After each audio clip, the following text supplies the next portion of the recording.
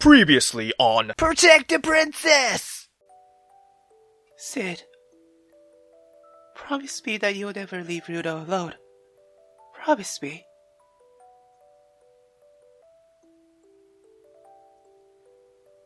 He'll never be alone. That I can promise you. Take care of yourself and look out for Rudo. Leave the laboratory when you can, for our son's sake. I couldn't bear the thought of our son being left to fend for himself without his father. Rudo will never know the meaning of loneliness, my dear. I promise you.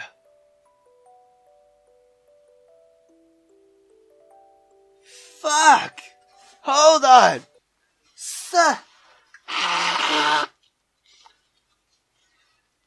Oh my god!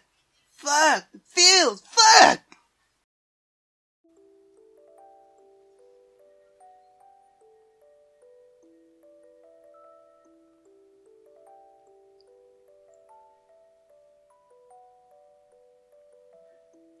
Father?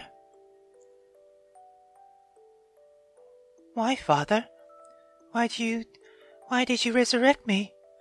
Why did you imprison me in this shell? Why didn't you leave me to roam free for all eternity?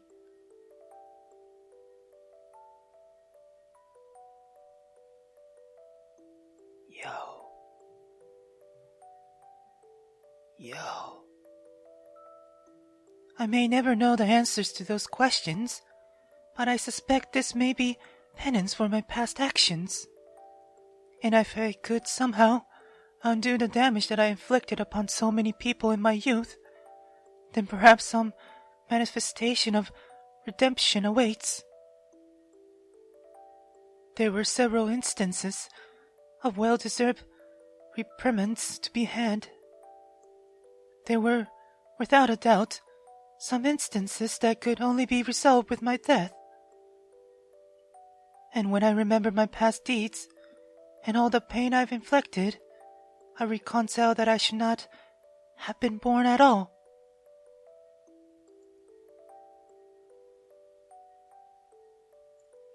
What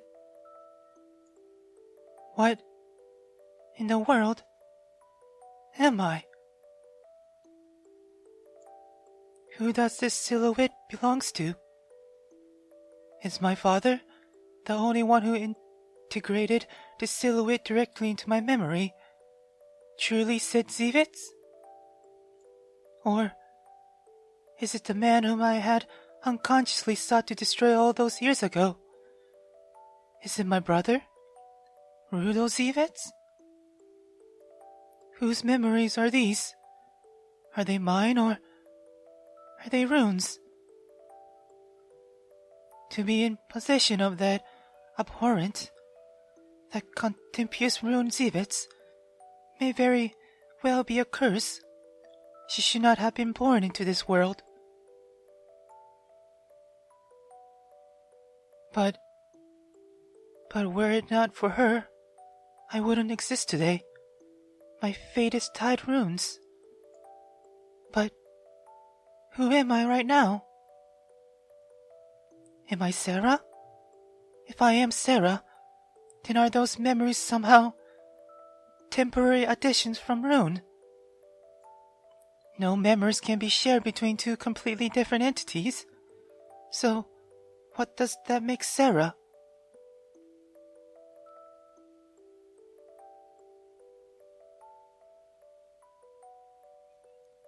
What am I? Who am I? Am I Sarah or am I Rune? I have absolutely no clue. But if one thing is for certain, I would desire that Master Rudo be free of the constant torment of my paradoxical existence. If he truly does find my very existence contemptuous, then I would gladly.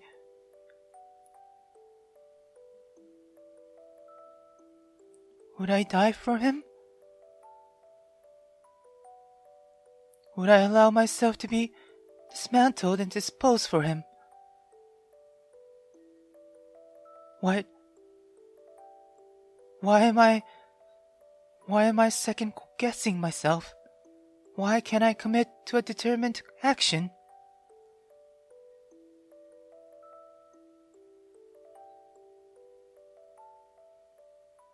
If only I could have seen Miss Selphie's and Miss Ritona once more. If only I could have bid them both farewell. Sarah! Yes? Your dismantlement will be determined by a collective vote tomorrow. As you have no other tasks to carry out for the remainder of the day, you may return to Laboratory 9. I advise you to go directly there. I've already spoken to both all and the others, all of whom are awaiting your arrival. You will do as they command. Understood. Master Rudo. Thank you for utilizing my services to the fullest capacity.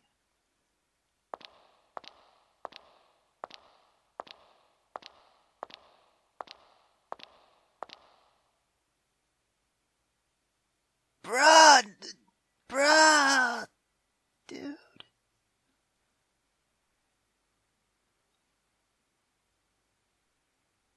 Sarah, did I not previously forbid you from smiling?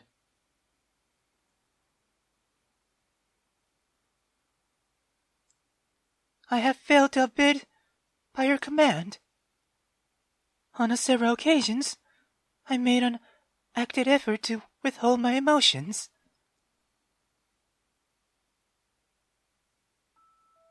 But I have no means to reinforce it, as I lack the privilege of doing so.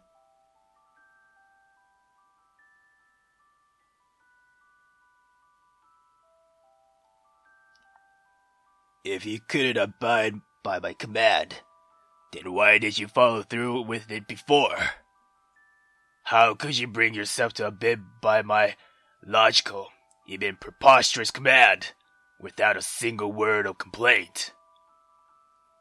Because that is what you desired of me. Sarah. Why? Why are you smiling?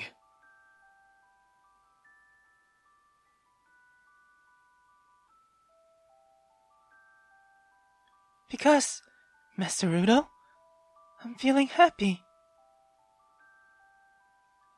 Happy? Yes, happy. After all these years, when I've done nothing but be a cause of concern, I'll finally be able to give you what you always wanted.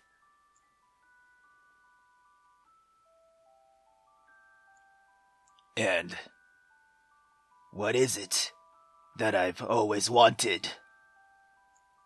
Relief. Because after tomorrow, I will never have the potential to become ruined.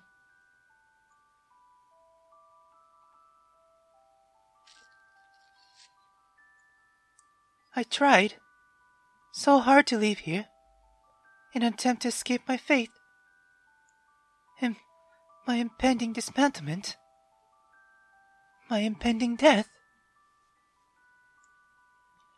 But if I had taken such a selfish approach and disobeyed your commands, you would have shouldered the responsibility for my actions. If my services are no longer necessitated, then my continued existence serves no purpose. I have accepted my fate, Master Rudo.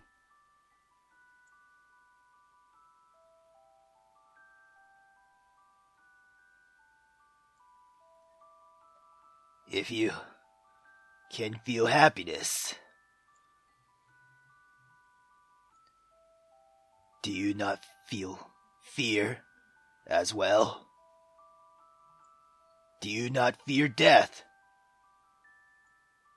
I do feel fear, I fear what tomorrow brings. I feared death so much that I couldn't run away this very moment.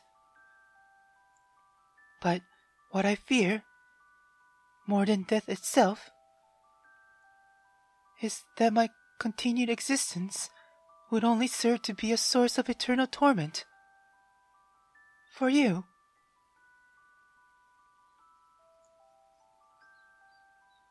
For me? Yes, Master Rudo. For you. You were always so caring and compassionate.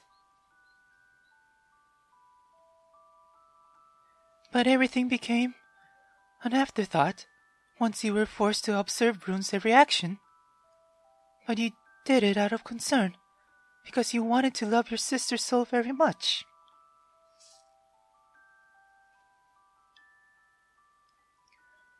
She couldn't understand your actions then, but I'm certain that she can now.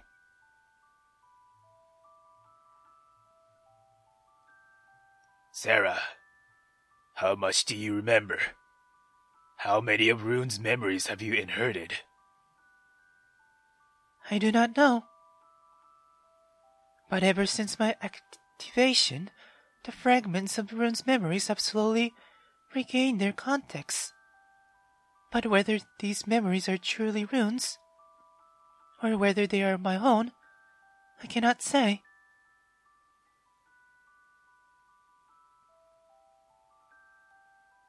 Tell me something, Sarah.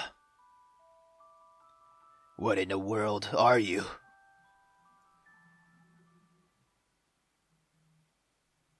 I do not know. I really wish I could answer that question myself. But if one thing is for certain, that can't be said aloud. Rudo? I'm just a girl that admires you as my brother.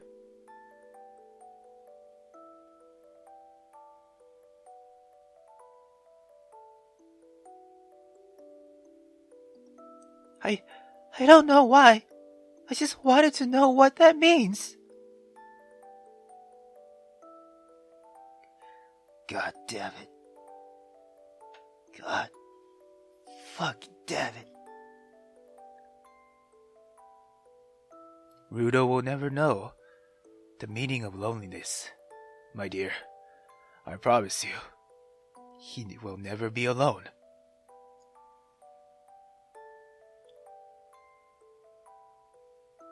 Sedzibits.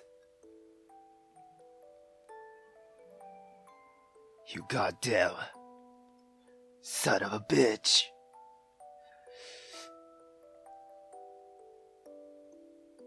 Rude. Rude.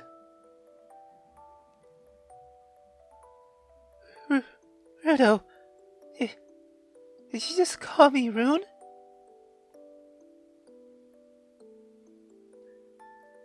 Is it okay? Is it okay if I could call you, or... Is it okay if I could call you brother again?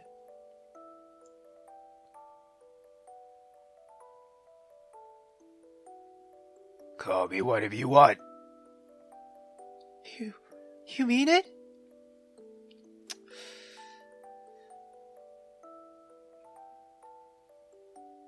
Brother? I'm sorry. I'm so sorry. I'm so sorry for everything. Oh, brother. It's all rushing back to me now, in a vivid array of formulas that I have seen countless times. A concept that I could never solve as a child. This nostalgic sensation of contractions in my heart that I've longed to express to you. No matter how hard I tried, though, my destructive tendencies oppressed these very emotions that I had struggled to force to the surface. I could never reconcile those feelings, not while envy and loathing overwhelm all other sensations. But all along, the solution to solving these seemingly infinite formulas was never as complicated as it seemed. Perhaps it was too simple for my mind to comprehend. But I suppose there's no one single way of defining it. Not when it already has so many names.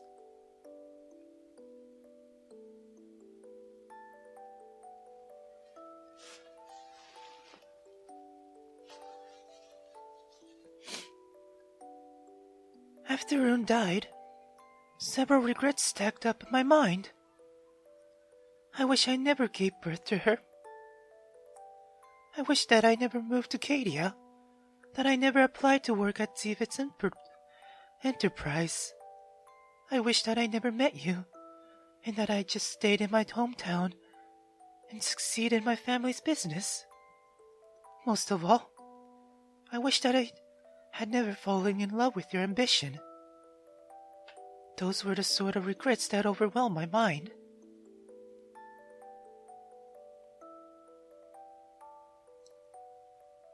But truth to be told, I wouldn't have done it any differently. I would have never known the joy of loving you, becoming a mother, and raising our children. I wouldn't have traded any of those experiences for a second chance. I love you all too much to give any of that up. But just thinking about it, bringing me to tears. I couldn't even think about living a life without my daughter. My dear daughter. Regardless of what she did to me, I still would have chosen to bring my one and only daughter into this world. He lied. There was never a dull moment in my life. From the moment I met you, Sitzivitz, nothing made me feel more fulfilled than becoming your wife, becoming a mother, giving birth to Rudo. And even though the world, as we know it, may never forgive her for everything she does, I was glad to have given birth to Rude. I am glad that she was able to experience life for as long as she did. He lied. I love you, Sitzivitz. Thank you for everything. He lied. He lied. Take care of yourself. And Rudo. For me.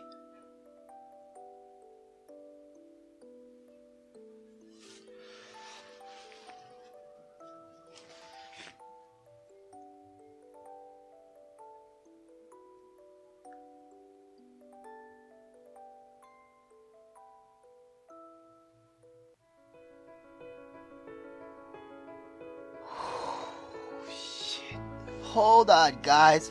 Fuck. God damn it, dude. Fuck.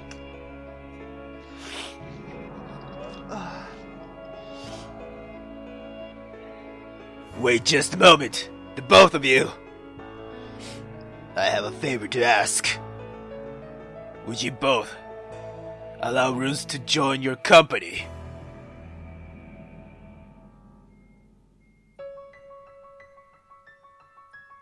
She's always wanted to be free from the outer pole. Free to explore and travel the world. Neither of you will need to be concerned for her physical welfare, as she is an automaton, and will never succumb to mana shock.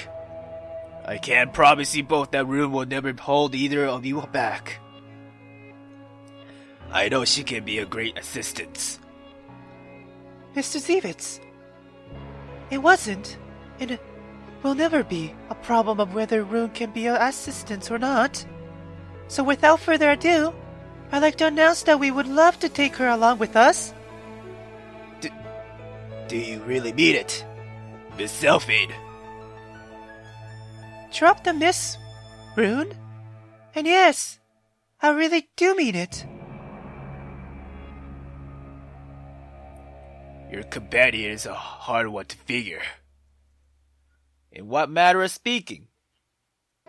It's difficult enough, just pinpointing any one particular matter of speaking. But if I had to express it in words, I'm relieved to be leaving Rune in capable hands, such as hers. Huh? I've been at the helm of this company for quite some time. And in that time, I've learned to discern between sincere individuals and treacherous ones. As far as my eyes can tell, Miss Selphine does not appear to be acting out of self-interest. Rather, she allows her selflessness to speak through her actions. Her genuinely curious nature serves only to emphasize that strange, yet radiant, shine of strength.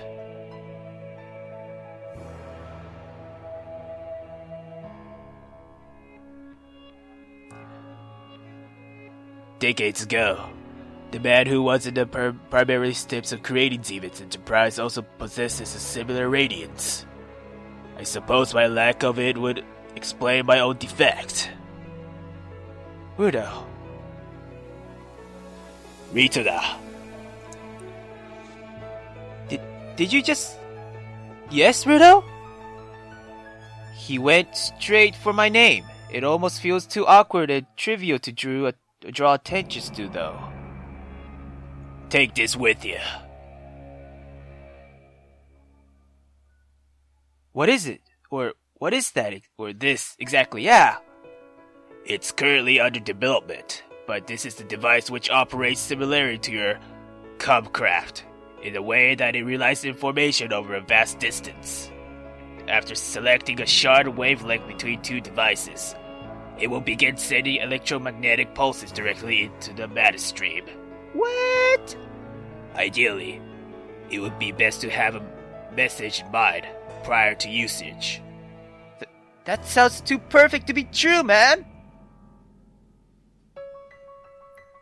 Science sure sounds like it could be a real match for Manacraft one day. But, Rudo, from what we ascertained from our time spent here, there's no viable means of sending messages all the way to our homeland. The mana stream in the outer pole are far too sparse, and cannot hope to carry out messages from the intended destination. In addition, a constant stream of purified mana would be required to facilitate travel over the great distance. Neither you nor Rune can facilitate mana, since there's no practical method of outer pole inhabitants to draw purified mana. Yeah.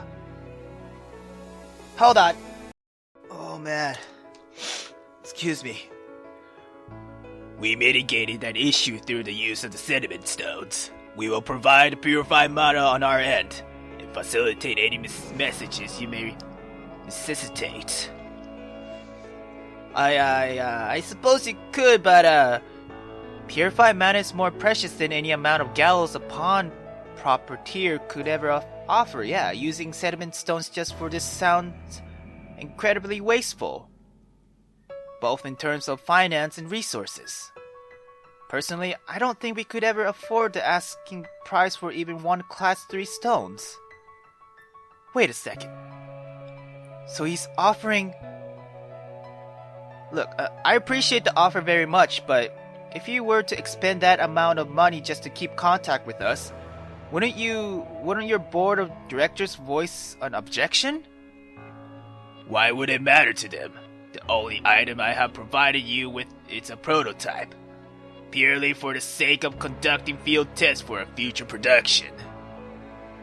Oh, how I hate this smug smirk of his. Yeah, if there's one way of pulling wool over the eyes of the board of directors, that pretense would be thick enough.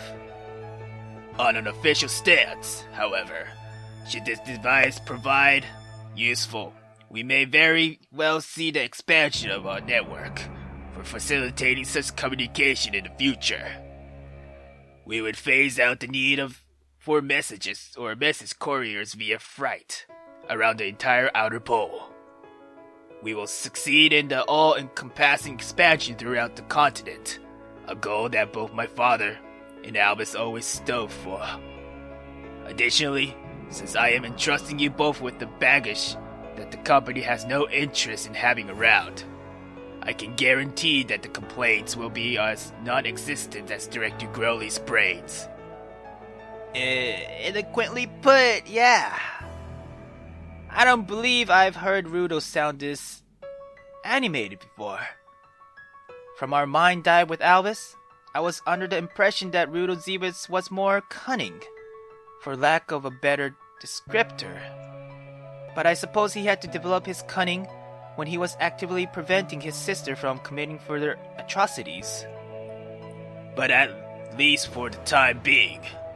Huh? I want to be able to remain in contact with Rune as she begins her new journey with you both. Do my eyes deceive me? Heh, I see. Whatever you say, bruh. Whatever you say. Did I just see those cold, callous eyes actually relax for a split second?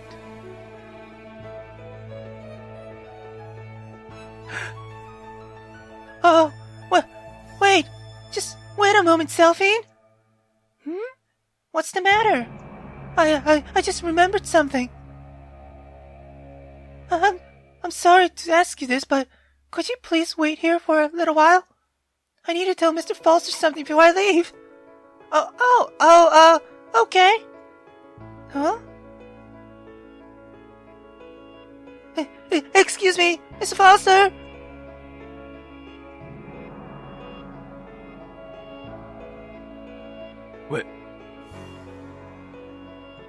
Where are you taking me? What? Barkeep, you need a bottle of CVT?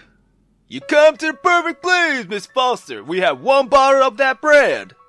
To tell you the truth, I was paid to carry this random bottle of ale some 2 years ago. No one ever ordered it, so I was thinking about tossing the damn thing. Thanks to Matter God that you showed up to order this dusty old bottle. Here you go, Mr. Foster. Huh?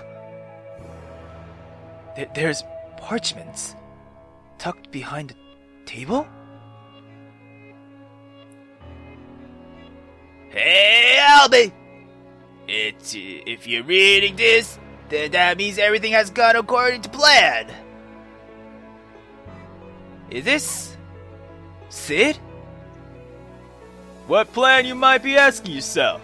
And my good friend, there's a plan that I never made you aware of. But before we dive into all that, I want to get something off my chest. I'm sorry, Albus. I couldn't have told you about my grand plan, old friend.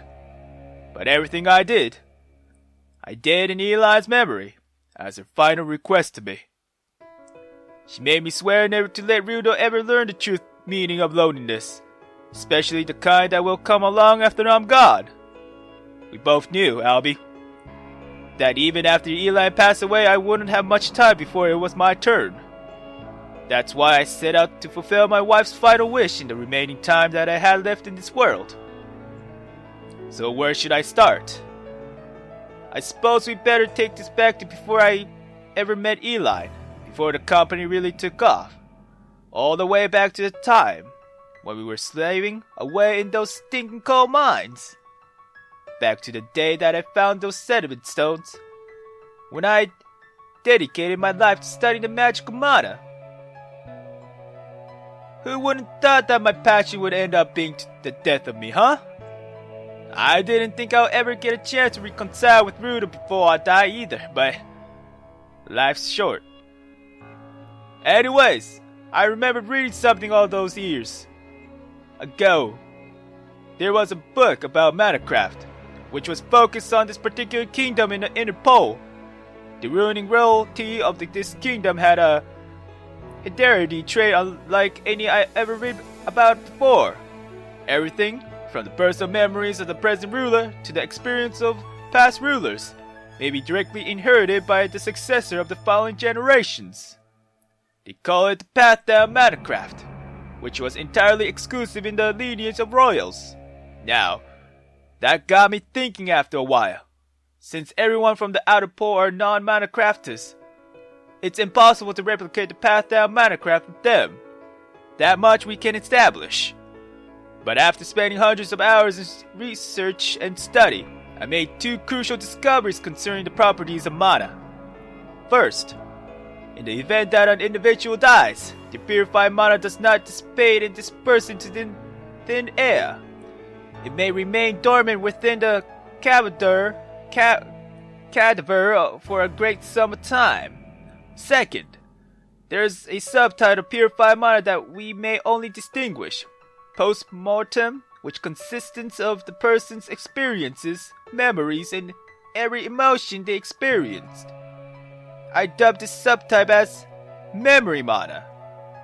Interestingly enough, I read that long before humans ever harnessed mana into Manacraft, ancient civilizations, particularly the ones that had once culturally practiced cadaver preservations, may have emblamed the disease in order for them to retain every single bit of their former life's memories mana. But I disagree, or digress, I mean. What I'm trying to say is that when we recovered Rune's corpse, I had attempted to extract every ounce of memory mana that I could in order to integrate it within a prototype automaton that I created in Rune's image. Yo! Sid!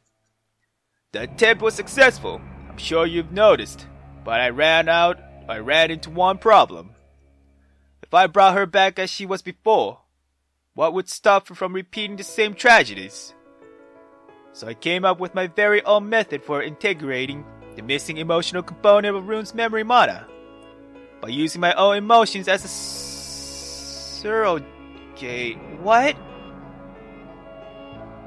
To be fully incorporated into the prototype automaton. What? This way, she would be free from the defect that robbed her of all emotional output. But this method wasn't without its issue. You see, unlike the conventional Manacrafters from the inner pole, performing the path down Manacraft may not be such a stretch. But for the rest of us unlucky bastard strands on the outer pole, we can't manifest and draw out a purified mana so easily. As a result, I drew out a lot more purified mana over the course of my final 2 years. And I know when I reach the lowest threshold, I will have induced mana shock. That is the only scenario in which my experiment in resurrecting runes succeeds. What? So, dude, I didn't have much time left anyways. Which means, my dear friend, I made a conscious decision to activate Lab 9's emergency protocol. I decided to end my life in order to become the catalyst for the path down Manacraft, which will be triggered by the ensuing flood of colored mana. All of the sake of resurrecting Rune, by integrating her memory mana into a lifeless machine. It's anybody's guess now who the automaton will take after more. Will it have its own persona? Or will it inherit runes? I think the better question at this point will be how other would perceive its existence. Would it become a threat to many, or a savior to some? For those people for whom it caused great concern, will they make an attempt to breach the barrier and learn to accept it?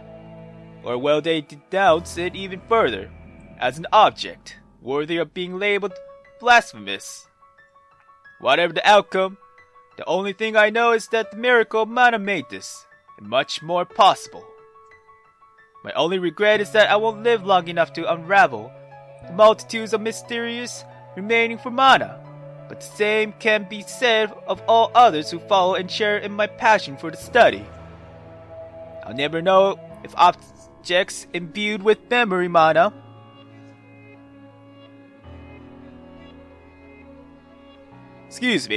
I'll never know if objects imbued with memory model will ever be categorized as living entities, and whether or not my final work will bring about that very ethics-driven debate. Bruh! On the technical spectrum, I will share with you what those documents, which I had disposed of at the time of my death, pertain to. The documentation concerning the deactivation of the onboard active emotional engine has been disposed of in order to prevent herself from disabling her emotional output. The logs pertaining to the development of the automaton chassis, all onboard components, and so on, have been disposed of in order to prevent any efforts to recreate the prototype. It's all a matter of pride and principle, Albie. I'm certain you would have done the same. In conclusion, I'm afraid of the treatment that she will be subjected to. Did I make a mistake by creating her in this era, which is still very much overrun by narrow-minded imbeciles? I'll never know how. Now, will I? But if you're reading this, then maybe my efforts weren't completed in vain. It'll mean that I'll fulfill my purpose to my dear darling Eli, because that bright boy of mine has finally accepted her as his family. That's all I got, my good old friend. You know I wasn't much of a writer in life, and I certainly not when I'm dead in the dirt now. Take care, Albie.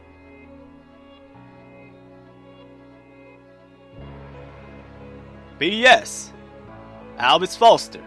From the moment I met you, you always been a dear friend and brother to me, and you always will be. Nothing will ever change the fact. We'll always be together, Albie. Words can never express the gratitude and love that I feel for you. I know that these answers will never be enough for what you always wanted, and I hope you forgive me. You'll find someone, someday. Just work on your approach, and stop being such an open book. Bruh! Bruh!